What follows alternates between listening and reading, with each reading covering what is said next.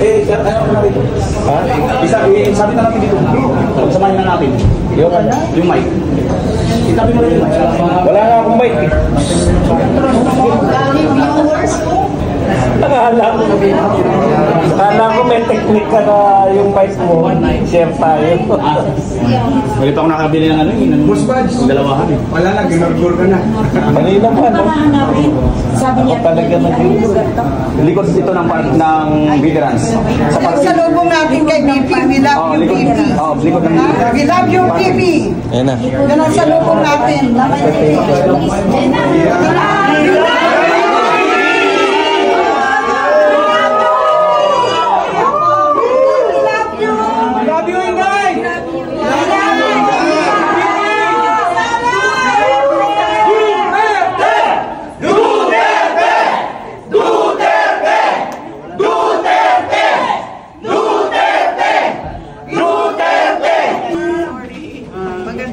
Sorry, huwag tayo maingay kasi baka palayasin na naman tayo dito kasi maingay tayo. Oo. Sorry po, ma'am. Oo. Ayan. Yes, yes. BP, kahit hindi naman tayo maingay, pinapalayas tayo eh. Di ba? Basta, love ka namin. hindi ka mukhang bangag, ma'am. Walang iwanan. Yung bangag yan. Masasabi ko lang yung bangag. Eto, press na press si ma'am. Ayan, magandang gabi po, Ma'am BP Inday Sara. At sa mga kasama po namin, naka-live po kami rito ngayon. Ako po si Bimar Channel. Palayasin tayo dito. Oo. Ano ba yung sasabihin ko? Sorry. More than 24 hours na kulang tulog. Ano? Yeah. Huwag kayo maingay kasi baka palayasin tayo. Dito. So, tayo magsisigaw kasi baka pa layasin tayo. Yes. Unang-una, nagpapasalamat ako sa inyong lahat sa suporta ninyo sa akin, sa aking opisina, sa aking mga kasama sa Office of the Vice President, kay Yusek Zulaika Lopez, at sa lahat ng mga OVP personnel na kasama ko ngayon dyan sa opisina, especially yung mga pinapatawag doon sa hearing. Ma'am BP, kumusta na po kayo? Nakakain na po ba kayo? Nakatulog na po ba kayo? Katulad ni Ma'am Attorney Lopez? Well, actually, hindi din siya nakakatulog pa. But nakakain na ako. Yes, thank you for asking. Maraming salamat. Nakakain ako kanina. Mga around 15 minutes ago. Kumain ako ng isang fried chicken. Wala din masyado akong ganang kumain, sir. Kasi alam mo yun, parang hindi ko alam kung ano mangyayari bukas or mamaya. Parang pati nakakahawa yung trauma ni Yusek Lopez na parang hindi mo alam kung anong mangyayari mamaya. So, Laban lang. thank you. Thank you.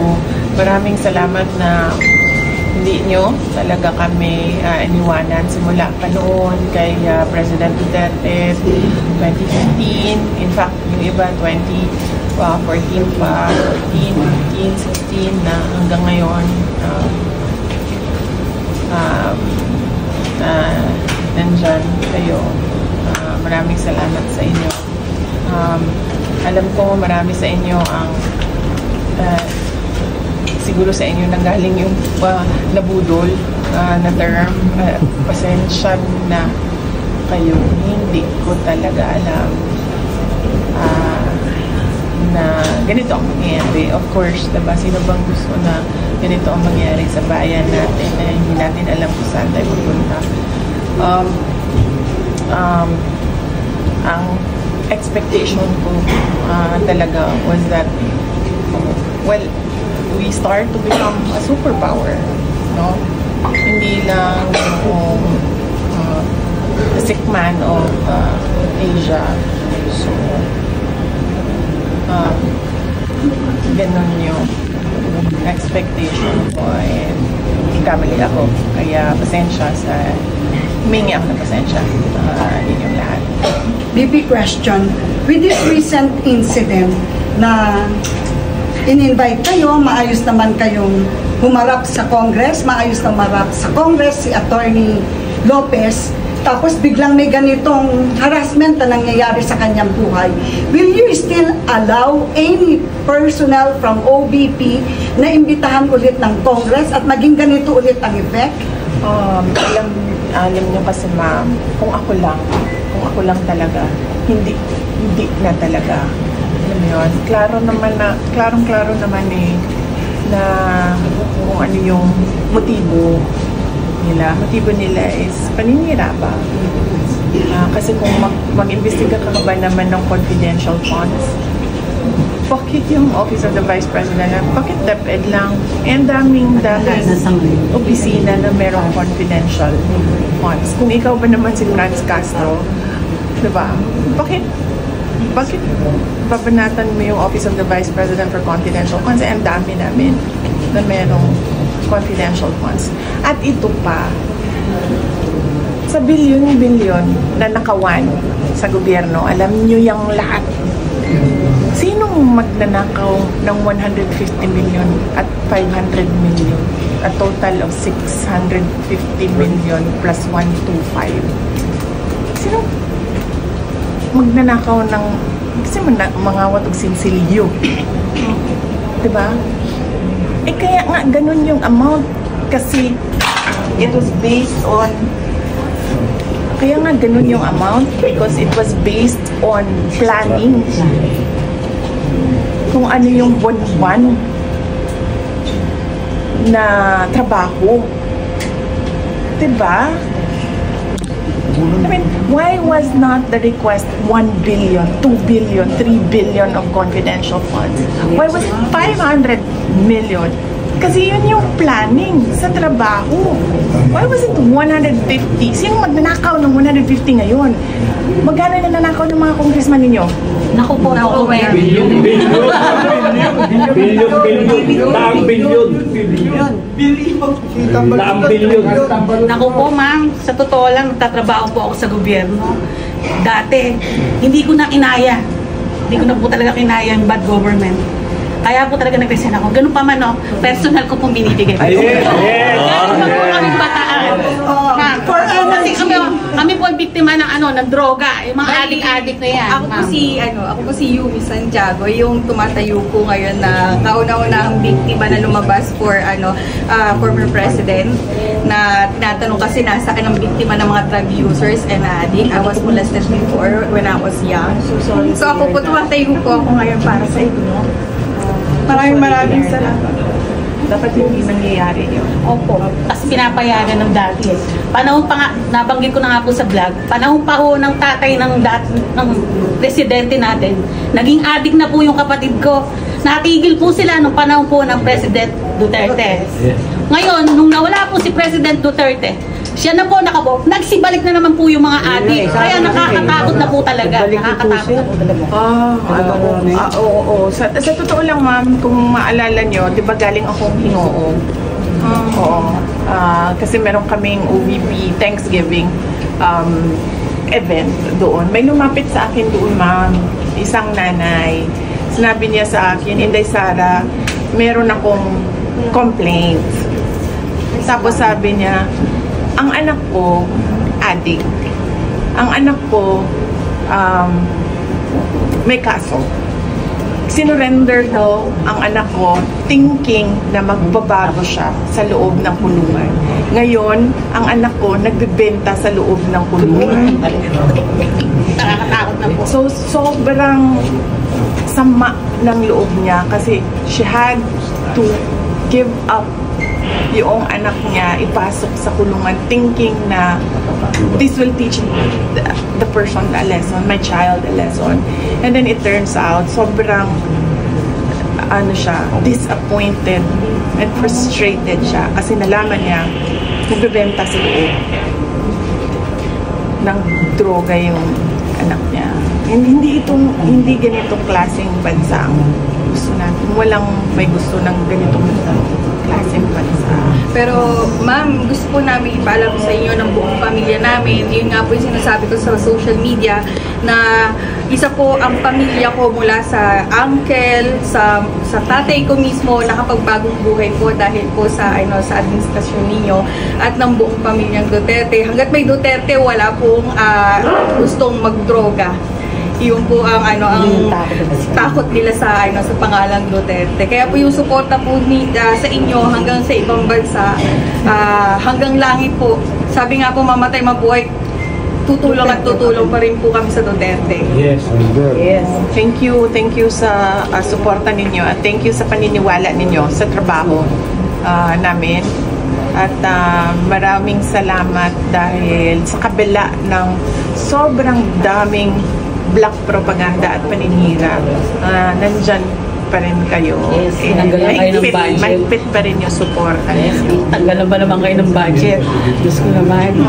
Well, yes, nasagot ko naman na yan. Sabi ko na kahit anong budget yan, pagkakasyahin namin yan. Kasi kahit nung mayor ako ng Davao City, kulang naman lagi yung budget eh. Pinagkakasya lang namin lagi. Nagbabayad pa kami ng loans ng city government of Davao. Ito, mas lalong kakayanin namin ipagkasya dahil wala naman binabayaran na utang ang Office of the Vice President. Napakasimple nyo po.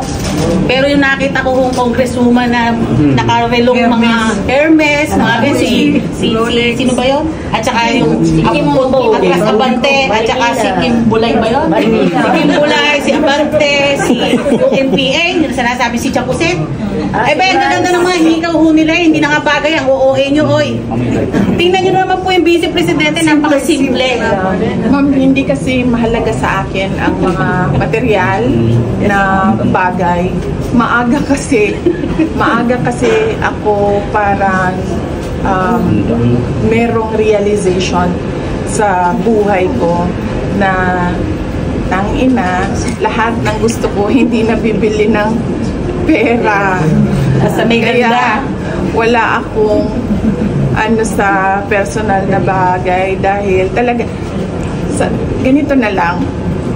Gusto ko maging doktor. Kahit gaano dami ng pera ko, hindi, naging abogado ako. Pinapasalamat ko sa Diyos na naging abogado ako. Pero yung gusto ko sa buhay ko, gusto ko doktor. Kahit gaano kadami yung pera ko, kahit gaano mamahalin yung mga relo ko, sapatos ko, damit ko, sasakyan ko, hindi pa rin hindi yun ang gusto ko Gusto ko maging doktor, hindi siya magbili ng pera. Diba? Pero ma'am, ako po isa lang kasiyahan. Pwede po bang payakap? Yakap ko na si yan ang ating BP. Bibi Sara, bakit po ito ginagawa sa mga Duterte, particular na sa inyong mag-ama? Ano po ba ang inyong nakikitang dahilan? Well, lagi sinasabi sa akin, hindi ito sa akin. Kahit ito, okay lang. Thank you.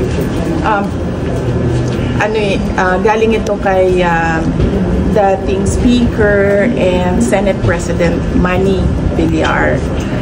Sabi niya sa akin, hindi ka titigilan kasi threat ka sa lahat ng gusto ng magpresidente. Hindi lang kay Martin Romualdez, hindi lang kung sino ba ng mga nag-iisip dyan na gusto maging Pangulo, sa kanilang lahat.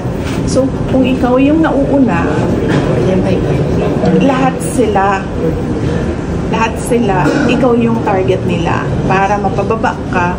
Pagkatapos mo, sila na rin yung mag-aaway hanggang merong isang lalabas na maiwan, matirang matibay. Yun yung sabi niya sa akin. Kaya doon din ako may realization na hindi pala talaga ito titigil. Kasi wala pang eleksyon At sa totoo lang, hindi nga natin alam kung may darating pa na eleksyon dahil dyan sa kagustuhang mag-tsa-tsa. Dahil merong isang ambisyoso na hindi naman siya mananalo sa eleksyon. So ang gagawin niya, papaguhin ko na lang ang konstitusyon. Dahil hindi ako mananalo ng popular vote Malabo. Yun yung pinaka-problema natin. Yan talaga yung plano. Kaya huwag niyo pong pababayaan ng Pilipinas. Kasi sa inyo kami aasa kasi kawawa ang buong Pilipino. Kaya ngayon, kung iiwanan niyo pa kami, sino pa ang tatayong totoo? Wala na. Kasi wala na po tayong pagkakatiwalaan. Kasi siya lang ang nakikita natin lumalaban. Nasara naman, lahat tayo mga Pilipino, magkaisa na tayo, magwelga na tayo, tatagsikin na natin yung presidente. Bibi Sara, magandang hapon po. Si Dr. Malipi po, lead convener ng MAISO. Gusto ko lang kong ipaalam sa inyo na masayang-masaya po ako paggabi nung magmura kayo.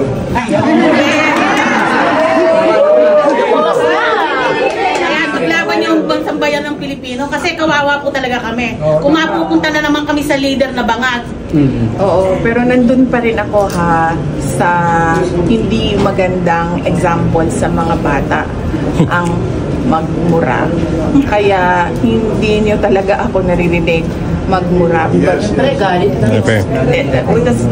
Last night was an exasperation. Ma'am, di naman po masagawa yung mura nyo eh. Kaya masamang magmura kung pangit ang nagmumura. Maganda ang nagmumura, may karapatan. Magmura. May malalim na dahilan. May malalim na dahilan. Kasi nire-representa po ninyo, Bibi Sara, yung sambayan ng Pilipino na disappointed ng masyado sa gobyerno ito. Kaya nung nagmura po kayo, parang kami ho yung nagmumura talaga. Sir, 2 million, Bibi Sara, may nakahanda po ba kayong demanda ngayon sa mga... Madaming hinanda yung mga abogado, pero ako yung, for lack of a proper term, nagpupusifut ba, atras abante sa pagkaso. Kasi, alam mo yun, parang iniisip ko, baka kung pabayaan namin matapos siya, yun yung sinabi ko kay Attorney Lopez. Sabi ko, i-endure mo lang, matatapos din yan. Baka pag pinabayaan namin, matapos na lang siya, makabalik kami sa trabaho namin. But sa ngayon, nagsabi na siya sa akin na gusto na niya talaga mag-resign. Hindi niya daw kaya yung nangyayari sa kanya.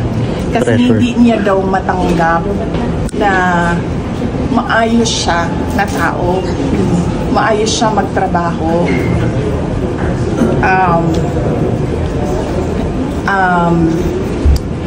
multi-awarded ang syudad ng Davao dahil sa working relationship namin, very good working relationship namin. Meron kaming magandang division of labor sa trabaho, politika sa akin, administration sa kanya.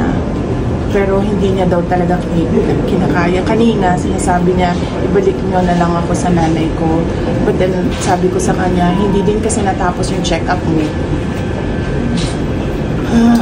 So, sabi ng mama mo, tapusin mo yung check-up mo kasi hindi natin alam kung may something is wrong with you. But yun yung sinasabi niya sa akin kanina. Mag-resign na lang, then gusto na lang niya bumalik sa nanay, sa bahay ng nanay niya kasi doon siya nakatira. Follow up lang po. Kasi yung nabalita namin magdedemanda si Pangulong Duterte kay Trillanes. Tuwan-tuwa po kami. Baka gusto nyo rin kami pasayahin. Idemanda nyo naman yung buong liderato ng Kongreso. Matutuwa po kami. Christmas gift po sa amin. Gigil na kasi kami na magkaroon ng action. Sabi nga na yung Pangulong Duterte, buang daw yun. Nag-aalala din ako actually kay Pangulong Duterte kasi may edad na, tapos mahina na yung tuhod kung nakikita nyo, na natural sa mga may edad, mahina. Pag-inom din kayo, ma'am. Hindi pa halata. Kasi ang tagal mo na nakatayo siya. So, andito kayo, lalaban kasi sa mga nangyayari, until 2028 pa po yan. kami po bilang mga supporters ng Duterte, especially po sa inyo, sa nakikita po namin, parang ayaw na po namin tumagal pa ng 2020. Alam mo, kasi tagal lang yung time na talagang araw-araw po ang mga balita, kung makikita niyo po, grabe po talaga. Patayan dito, hold up doon. Tsaka ngayon po, Ang mga kidnappings ng mga nakikita po bata. natin sa Kongreso mismo, convicted, pakukulong, abogado. Di ba po? Parang iba na po talaga nangyayari sa bansang Pilipinas. Kaya kami po nag-uusap na hanggang kailan tayo maghihintay yung mga taong bayang nahihirap. Lalo na tayong pinahihirapan ng gobyerno ito. Dapat siguro, no, as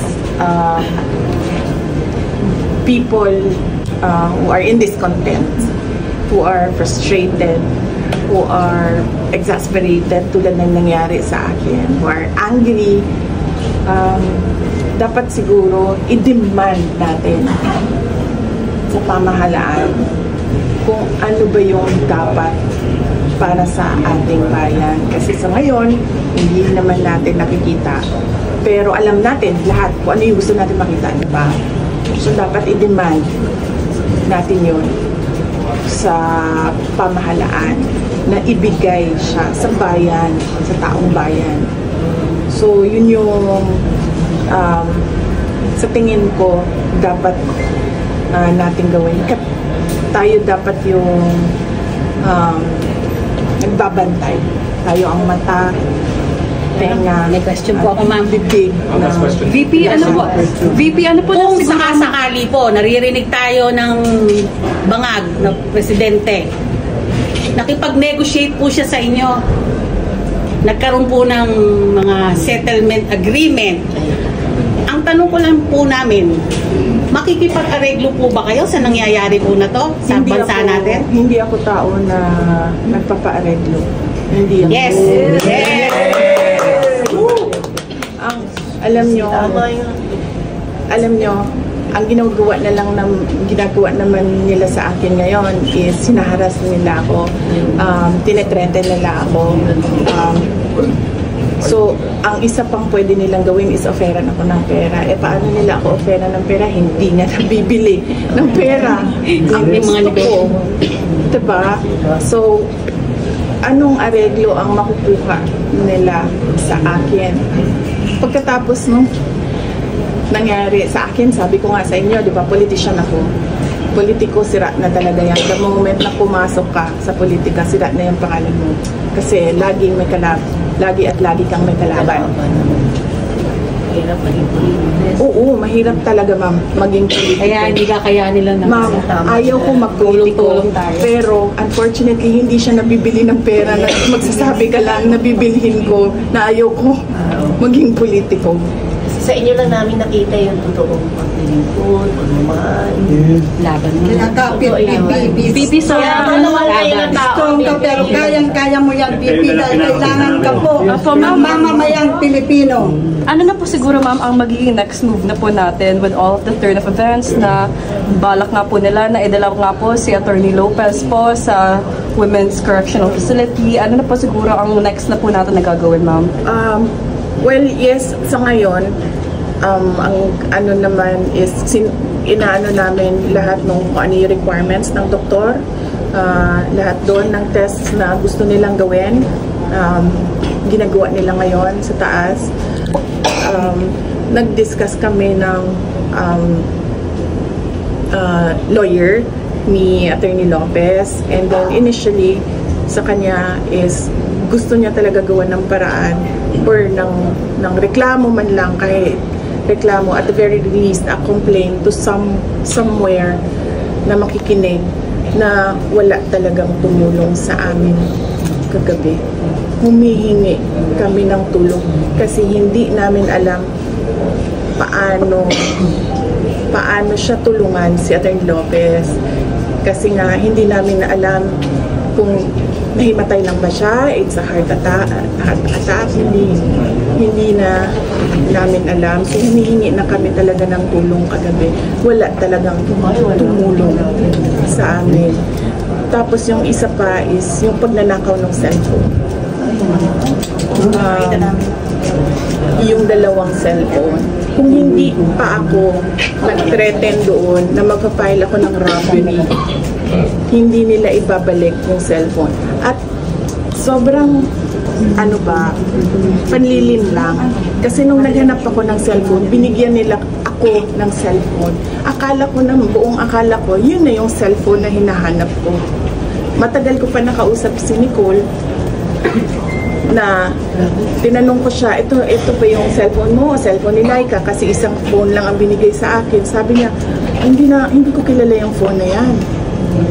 Alam mo yun, bakit mo pa kami linlangin na magbibigay ka ng diba? May tanong pa rin Bakit ako. mo kami gaganunin? Kasi hindi pa nag-aalala tayo pare-pareho. Baka tumatulong sa dating kinulong pa sa kakalimutan ko si Binigno Aquino dati kinulong. Yung doktor ho ba natin ho dyan, talagang doktor ho natin. Baka mamaya doktor ng kalaban, madali naman si Attorney Lopez. Sana po, pabantayan din po si Attorney Lopez. Yan yung kanina nire-request ko sa media and sa inyong lahat. Kasi hindi ko na rin talaga, katulad ngayon bago ako bumaba, nakatulog ako ginising lang ako kasi madami daw nag-aantay sa baba. Hindi ko na rin kaya na bantayan siya. So, kanina sa media, hindi ko pwede hatiin yung katawan ko na iiwan kay Laika, yung kalahati. Tapos yung isa, mag-i-inspect doon sa taas, magtatanong sa doktor kung anong gagawin, ganito, ganyan. So, tulungan niyo ako na bantayan siya. Yes, ma'am. Well, yun lang naman yung hinihingi. Ma'am, final comment na lang po siguro po on House Speaker po Martin Romualdez and everything that happened and the turn of events po with the congressman. With what happened nga po na ipapadetain nga po sana si Attorney Lopez lang po. Well, yes, na-detain naman siya. Panawagan na lang po siguro po, ma'am, sa mga congressmen po. Naka-detain naman siya. Kahapon hanggang ngayon, naka-detain siya dyan sa taas. Hindi siya makaalis dyan. Kung gusto niya, diba? Kailangan pa niya nakabantay ang House of Representatives sa taas. In fact, she's not feeling well but she's fully cooperating. Nagsasabi pa siya sa akin, mas mapapabilis ba ang pag-uwi ko sa Davao kung pupunta ako sa house sa Monday. At sinabi ko sa kanya, hindi ko masagot yan. Ang doktor lang ang makakasagot yan. Kung pwede kang pumunta sa Monday. Kasi gusto niyang matapos na siya, ma-discharge na siya, at umuwi na siya ng Davao. So, ma'am, do you think po that this is a ploy po for the elections now that it's coming up soon? Do you think that this is a strategy for the congressmen so that they will be able to win po? Well, I don't know how you will win with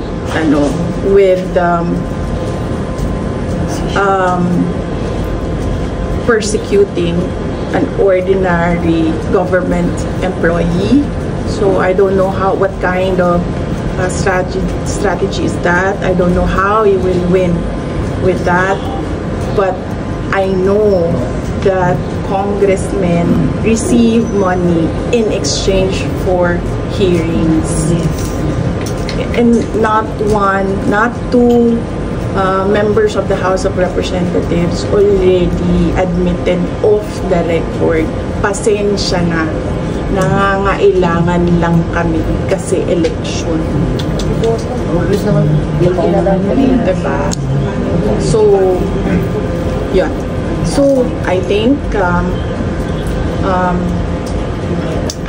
kailangan natin magpahinga lahat because it was a very long day. I'm sure kung hindi kami natulog, hindi din kayo natulog kasi nandito kayo ngayon. Yes. From Batasan to St. Luke's here. Mga OFW po nakatutok sa inyo. Oo. Ay, nako. Alam mo,